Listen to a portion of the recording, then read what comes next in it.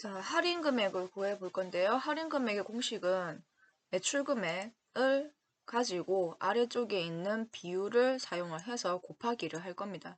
주어진 함수는 H로가 매치고요. 가로형 참조표죠. 그러니까 첫 행위 기준이란 얘기는 이 숫자가 지금 매출 금액이거든요.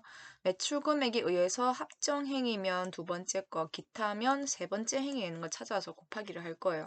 자, 문제는 이제 합정하고 기타를 해결을 해야 되는데 합정하고 기타는 대전명에 해당이 되거든요. 근데 합정은 똑같은 글자 있지만 합정이 아닌 신림이라든지 목동이라든지 신촌이지 기타에 합류가 돼야 되는 거예요.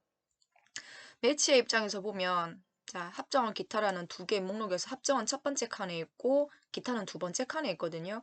그러면 신촌도 답이 2고 목동도 답이 2고 그리고 신림도 답이 2가 나와야 되는 거예요. 이제 어떻게 하면 답이 첫 번째 칸에 있다, 두 번째 칸에 있다를 이용을 해서 두 번째 행에 있고 세 번째 행에 있는 비율을 가지고 오겠느냐는 거죠. 그럼 제가 매치를 가지고 문제를 하나 먼저 해볼게요. 매치는 인수가 세 자리로 들어가죠. 그럼 물론 찾는 건 대점 이름이 맞아요. 어디서요? 그럼 참조편에 찾으면 되지. 묶어야 되겠죠. 최근했을 거니까. 그럼 여기서 봤을 때 같은 글자가 다 있어야 0을 쓸 수가 있어요. 자, 1을 쓰게 되면 오름이다, 0을 쓰게 되면 일치값이다, 마이너스 1이면 내림차순이라거든요. 단순히 보자면 히읗 기억이니까 그럼 내림차순이네 하고 내가 마이너스 1을 친다고 해봅시다. 그럼 실림은 사실 1이 아니죠. 합정이 첫 번째 칸에 있거든요. 쭉 제가 당겨볼게요. 다 1이 나오는 어처구니 없는 상황이 벌어지는 거예요. 그럼 글자가 똑같은 거가 있긴 있으니까 0 하면 안 되나? 자, 그럼 제가 0을 넣어볼게요. 실림은 여기 있지도 않죠. 그러니까 오류가 나는 거예요. 답이 나오는 1은 합정밖에 없습니다. 그렇다고 얘가 오름도 아닌데 1을 넣어봤자 오류가 나는 건 똑같다는 얘기예요. 그러니까 매치는 참조 영역을 눈에 보이는 저걸 쓸 수가 없어요. 지금 뭘 해도 답이 다 틀리거든요. 그럼 합정이 아닌 다이는 아이를 기타로 한 대 묶을 수 있는 방법을 이제 찾아내야 되는 거죠. 지금 제가 하는 설명이 혹시 이해가 되지 않으신다면 이와 같은 문제를 만났을 때 그냥 틀리고 지나가시면 돼요. 요거 제가 그대로 복사를 해서 옆에 다 옮겨 볼 거고요.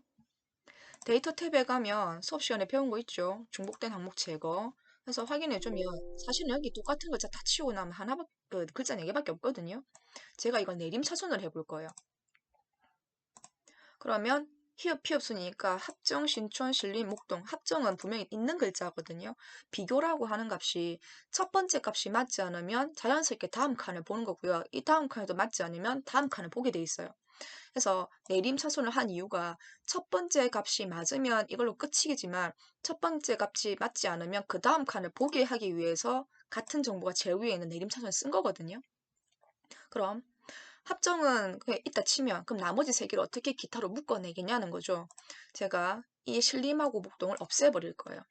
없애놓고 합정을 봤으면 첫 번째 칸에 있다. 그러면 신촌부터, 그러니까 합정이 아닌 아이들은 자연스럽게 신촌을 보게 될 거거든요. 신촌부터 들어있는 신림이라든지 목동이 두 번째 칸에 있다라는 걸 내가 해결을 하고 싶은 거예요. 그런데 그런 목록이 사실은 화면에 없잖아요. 제가 예시를 든다고 해서 지금 뭐 복사해서 없애놓고 정렬도 하고 했었지 사실은 없는 존재들이거든요. 자, 다시 한 번 더요.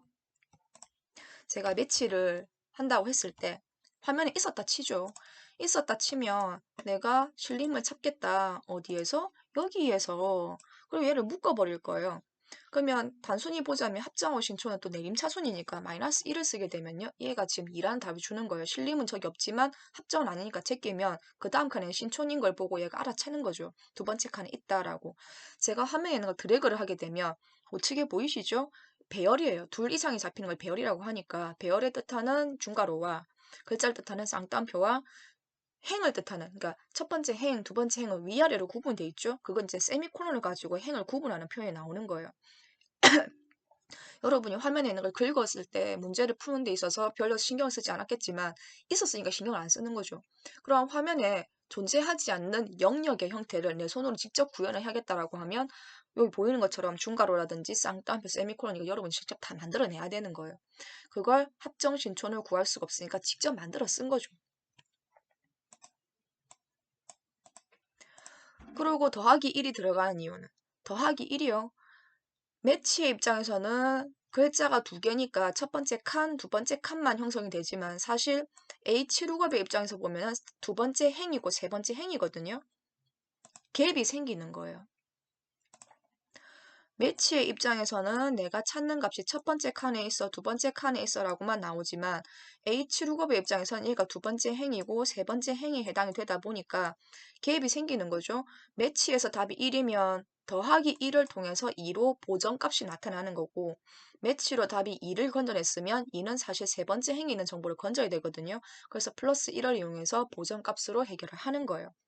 그래서 이 문제 형태는 실제로 굉장히 높은 수준의 문제 형태를 지금 띠고 있는 거고, 이해가 되지 않으면 버리셔도 좋습니다. 매치나 다른 함수들도 마찬가지예요. 화면상에서 구할 수 있는 정보를 가지고 와서 써먹기만 하면 굉장히 편하지만, 존재하지 않는 값을 내가 임의로 만들어 쓰려면 여러분이 만드는 방법도 알아야 되겠으나 그런 것도 쉽게 문제 유형에서 만나지지도 않거든요. 여기에 세미콜론이 들어가는지 쉼표가 들어가는지 또는 중괄호를 내가 해야 되는지 글자니까 쌍따옴표 해야 되는지 이런 표현들은 쉽게 얻어낼 수 있는 정보가 아니란 얘기예요. 여기도 보면 쉼표가 보이죠? 쉼표하고 세미콜론의 차이는 같은 행에 있을 때, 그러니까 여기에 합정, 여기에 신촌 이렇게 있으면 쉼표로 구성을 하는 거고요. 합정, 신촌 이렇게 있으면 세미콜론으로 구성을 하는 거예요. 다시 한 번 더요. 지금 여기는 공식 곱하기 자체가 중요한 게 아니라 왜 중괄호에 신촌을 써가지고 일부러 내림차순으로 작업을 하느냐, 그리고 왜 보정값 1을 쓰냐, 그게 더 중요한 거거든요. 아까처럼 해볼게요. 자, 합정, 엔터, 신촌으로 보이는 모양하고 옆으로 있는 합정, 신촌 이걸 긁어온다고 했을 때, 자, 매치의 두 번째 인수 정보만 좀 볼게요. 위아래에 있는 걸 긁으면 행이 달라지죠. 그럼 세미콜론으로 항을 구분한다는 걸 표를 내는 거고요. 열로 구분되어 있는 거는 쉼표를 통해서 옆에 열의 값이 있다는 걸 t를 내는 거예요.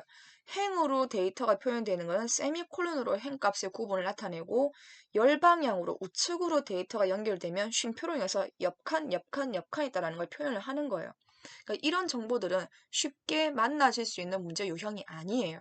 그러니까 어려운 유형에 속하고 실제 시험 문제에 나타났다는 것도 제가 아직 별로 그 질문으로 받아본 적이 없거든요. 그러니까 교재에 보면 되게 어려운 것들이 있어요. 그런 것들은 아, 이렇게도 문제를 푸는구나라고 하고 그냥 시험에 만났을 때는 그냥 틀리고 지나가는 것도 한 방법으로 보셔야 되는 거예요.